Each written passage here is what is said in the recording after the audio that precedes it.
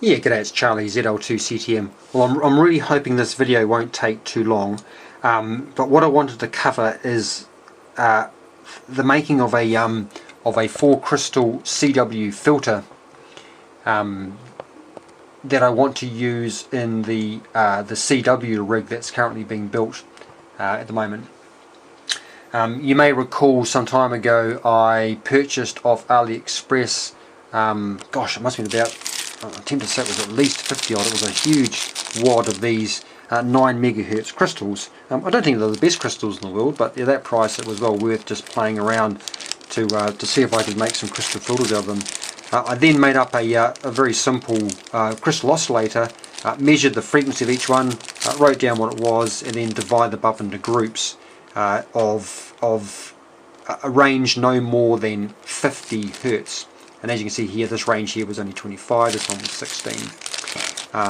For this particular filter over here, I just selected a range that was 30 hertz difference. I then used, and I'm just going to move the camera up to the screen here, and hopefully it should work out reasonably well. So let me just zoom out here, and apologise for the camera movements. But what I elected to use was an article that came out of the ARRL, I think it was, back in 2009 if I recall. So this is out of QEX, back in 2009. As you can see, the title Crystal Ladder Filters for All. And it goes on to use some software by DJ6EV, this one here, which I am using over here. So I thought, well, why not just see if I can follow this process here to use this particular software to come up with a, like I say, a CW filter. What I also wanted to do was play around with an approach taken by the QRP home builder, I think it's Popcorn if I recall, QRP Popcorn. He was using an approach also by G3JIR to come up with the values for CM, LM, the equivalent series resistance and the like for a crystal.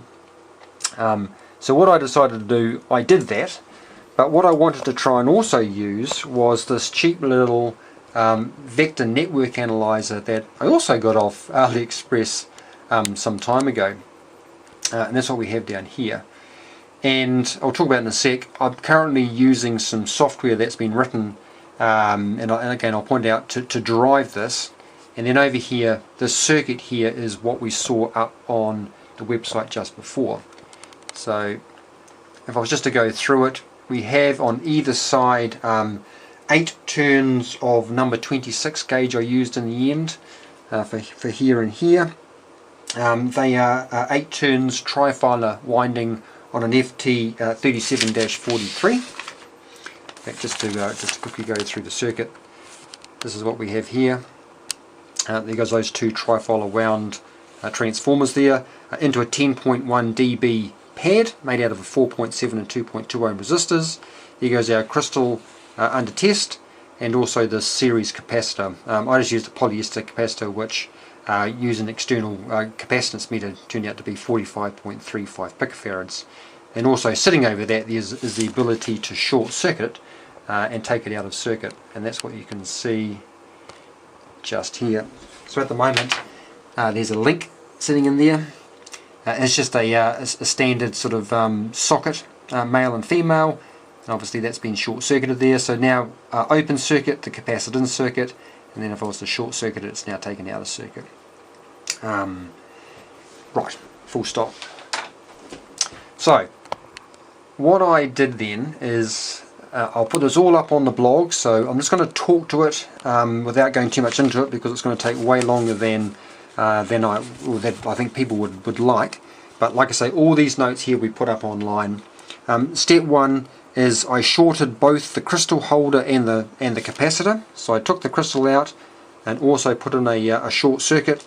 I then swept the circuit, like I say, with no capacitor and no crystal filter, just to work out what the overall loss was, or negative gain.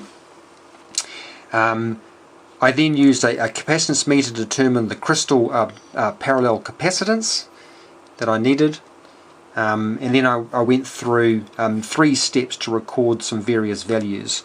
I swept the crystal with the capacitor in the circuit to get what I've called here just F cap, or the series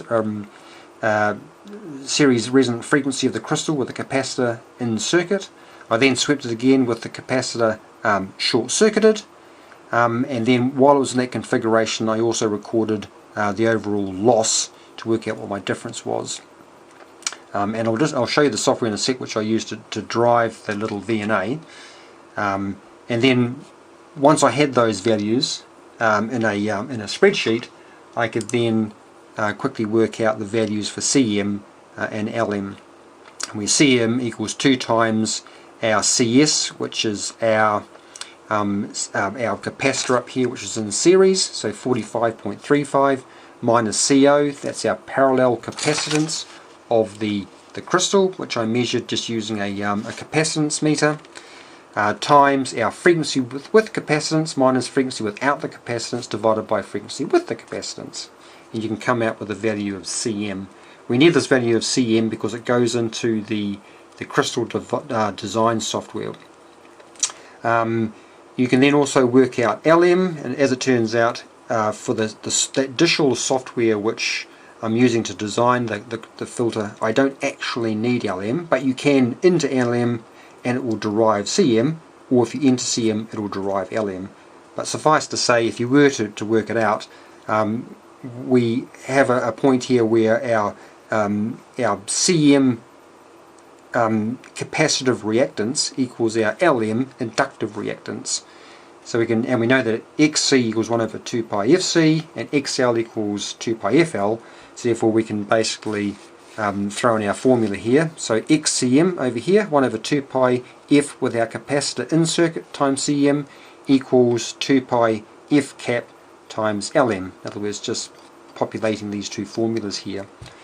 Now we're trying to work out what LM is, so we just make LM the subject. So we'll just leave that over here, move everything down to this side, and we come up with essentially this. So LM equals 1 over 2 pi squared, because there's 2 lots of those, times F cap squared times CM, and it will come out with LM. So I know that was quite a bit there, but like I say, what I'm using to drive that little VNA is some software that's written by this guy here. So it looks like it's Rune Broberg, and I'm sorry for mispronouncing his name. I will put the link up here on the show notes, but he has written a very nice piece of software which connects through the serial port and drives that particular VNA. I get the impression that those little VNAs that you can get quite cheaply through China are all based on the same firmware, because this software here just worked out of the box and I didn't have to make any changes. I just down here told it whereabouts, which COM port it was hanging off, and bang, it was working. I don't want to spend any time here really going into what this can do, but suffice to say, I've only got one graph being shown here. You can have up to 6 different types of graphs showing all sorts of parameters that that particular little VNA spits out.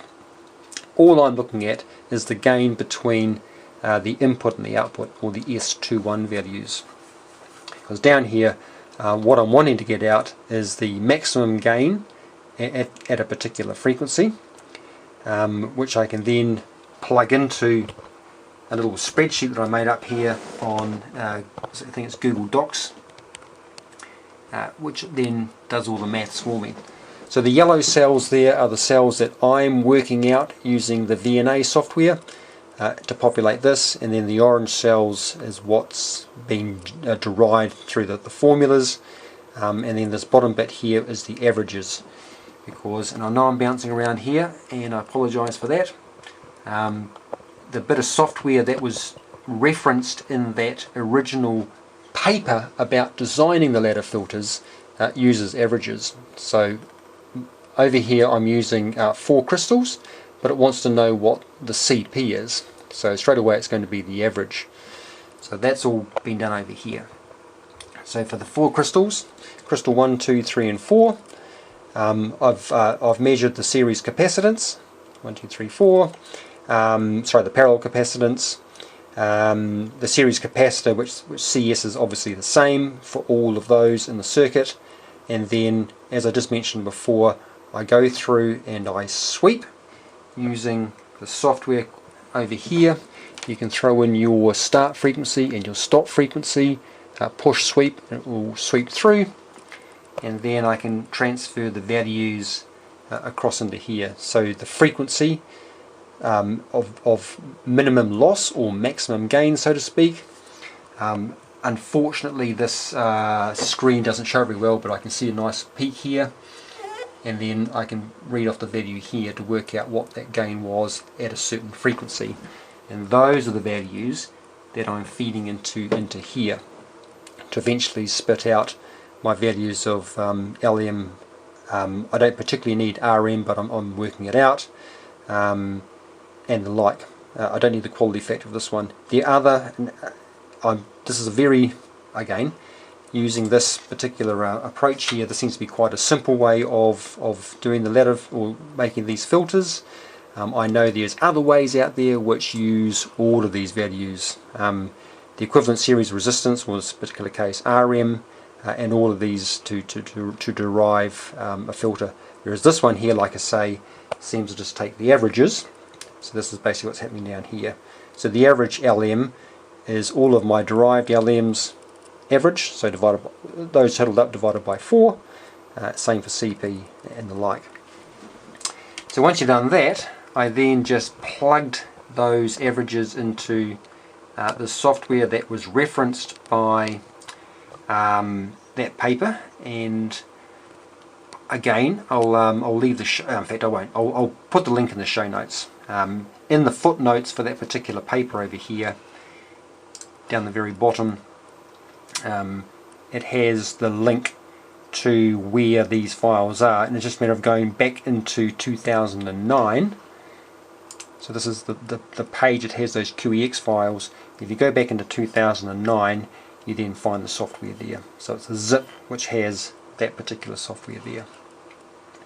Anyway, right, where was I? So I then plugged into this particular software, and this is why I said this video is probably going for a long time, because there's a bit of juggling backwards and forwards. From my spreadsheet I could then plug in the various values I wanted. So in this case I'm going to enter LM, let's say again CM. I could have added in the inductance value, but as it says here, you can do either, so I just did the CM. The series resonant frequency, so it was the average across all the runs, the average CP, the parallel capacitance. And what I did here with this value, I wanted something which was going to be less than 400 Hertz bandwidth, but I was willing to vary that value, because as that value there varies for a given, and I'm using a Chebyshev response here of 1 dB with 4 crystals, I was quite willing to vary that value of the 3 dB bandwidth in order to give me some capacitors which were pretty close to standard values. And again, I was sort of just playing around with this, and the end result I think is quite interesting, and I'm certainly going to put it into the circuit. So what you then come out with, once you've plugged that in, is 3 capacitors.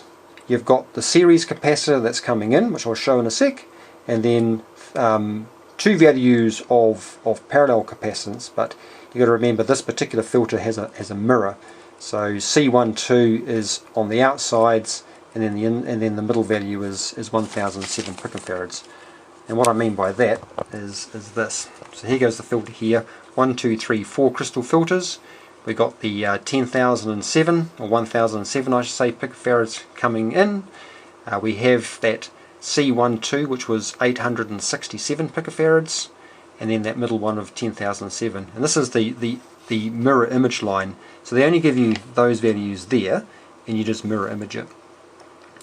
What I elected to do, I had a few smaller capacitors in the junk box, so I've added for the this one here, the 10,007, I only had unfortunately one 8.2 picofarad capacitor, so I've got a 1000 in parallel with 8.2 to come out with 1008.2, which is pretty close to that.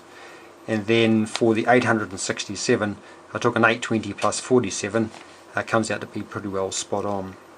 And I did that on purpose by slightly tweaking, right or wrong, that design bandwidth figure. Now, that crystal software also will tell you what the input and output impedance will be, or in terms of resistance in this case, for that particular filter, which was 15 ohms. Well, I rounded it to 15 ohms. So I want to match typically the output of my filter, which will be 50 ohms, as well as what this is going to be feeding into, which will be the next IFM. So I'm going to use a matching transform to match 50 to 15. So that gives us an N of square root 50 over 15 equals 1.825, and the best combination there is 6 to 11. So that's the value I've got there, which you'll see in the actual filter itself are the two transformers, and they're wound on an FT again 37-43. I'll talk to this now, and then I'll switch through to the scope and the SIGGEN. But what I did is I found the maximum pass, or the peak, or the maximum gain for that particular filter, and it is 8.9965, which is pretty damn close to, I shouldn't say, apologies, it's pretty damn, I did it again, pretty close to 8996, which it wants in the design filter, in the design software, it only goes by kilohertz, so you can only enter that into it, so that's good. The software is telling me that the minus 6 dB bandwidth is going to be 312 kilohertz. So I just looked at what the voltage on the scope was going to be at half voltage, because half voltage is minus 6 dB in volts, and on the lower side at that point was 160 Hertz. On the upper side it was another 187 Hertz, which gives me a total of 347 Hertz. So only really 30 odd Hertz off what the design software was showing me. So I'm happy with that, and I'll give that a go for the actual filter itself. So just to recap what I did there again, the yellow trace on the scope is the output. The purple trace is the input, and the reason why I did that, and hopefully I'll remember to come back to it, was to work out what the overall loss was through the filter. So hopefully I'll remember to come back to that. So what I did, like I say, at the moment we're on the center frequency for that particular filter, and then it was just a matter of tweaking the frequency until the yellow trace there, the output, dropped through to half the starting voltage, and then I just read out and recorded the frequency. Right, so in terms of the gain of the output over the input, so 20 log V out over V in, turned out to be 15 dB, and interesting enough, if I now go back to the original paper, and again, apologies for bouncing backwards and forwards, but I can't see any other way of doing it. And like I say, I'm not going to spend hours with video editing software doing this. If we come up to there, hopefully that's viewable. This particular graph here is telling me what the loss is for the RM value. Now, if I was just to nip back to my crystal filter, my RM values are here. This particular filter crystal was quite high. I had an average RM of 11.2 ohms. So back to that filter, 11.2 ohms is sort of sitting, well, sorry, my apologies. That where's a better pointing thing? That particular response there was for an RM of, I think it was 0.8. That's a bit hard to read. Let me just zoom up on that one. See if I can just. 0 ohms obviously. So 0 ohms for that one, and then this value here is for an RM of 14.4. So I just said that I had an RM of 11, so I'm certainly going to be down in this region here. So I'm going to be in the region of somewhere between -10 and -20, and I said 15. So I get the impression, again I may be misinterpreting this, but I get the impression that my actual filter is pretty well in line with what this particular paper was suggesting would be the actual loss through the filter. I thought initially that, gosh, that's quite high, but I guess if I'm reading this paper correctly, then I'm not too far off at all. Obviously, when I go to make the radio, then I'm going to have to dedicate another amplifier. Well, I shouldn't say dedicate another amplifier, but the IF amplifier after this filter, you know, at least 15 dB, so one full amplification stage is going to be taken up just to overcome the losses of the filter. But yeah, that's fine. So yeah, as you can see there, how's it coming out? Yeah, not too bad. So 4 filters. There goes the center one with the 2 parallels, and those 2 what's called C12, and the mirror image, and the same one over here. And unfortunately I didn't quite have another 8 picofarad capacitor to put in series, so again in parallel with this 1000 here to make up the input and outputs up to that sort of 1007. So at the moment they're sitting on the 1000s. But overall the performance doesn't seem to be too bad at all. Right, so I totally acknowledge that that was a bit of a romp through what I did over a day pottering around last week, but suffice to say this little NanoVNA here seems to be quite good, and with the ability to actually drive it from the software, makes it particularly nice. The only downside of anything, in the software here, the writer has introduced a concept called segments, and what he's saying here is, from what I can read in the help menu for this, rather than doing one full sweep, if you set this to 4, it does 4 sweeps with greater resolution, and then joins those 4 together to make an overall higher resolution sweep. Words to that effect. Either way, as you see there's little lines there, they are averages. So if I was to, here's my mouse, and zoom up on those, you will see that those are, it's probably a bit hard to see, but there's, you know, 2, 4, 6, 8, 10, 12, at least 12 little dots there, which are 12 measurements that were taken by the software in order to build up this overall response. But the gap between those, this one here and this one here, turns out to be 100 Hertz.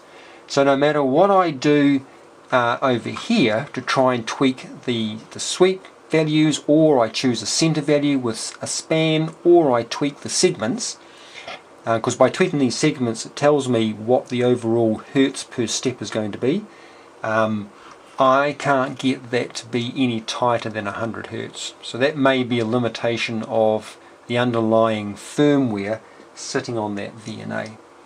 Either way, it seems to be quite a cheap, well, either way, the numbers I got out of it, feeding into the spreadsheet and eventually into the design software here, seem to come up with an overall filter which works pretty well. I could be misinterpreting things and misapplying things, but like I say, it seems to work quite well. Right, I think I've gone on long enough. Like I say, I will put everything up into the show notes in terms of links and the like, and we shall go from there. Okay, cheers all.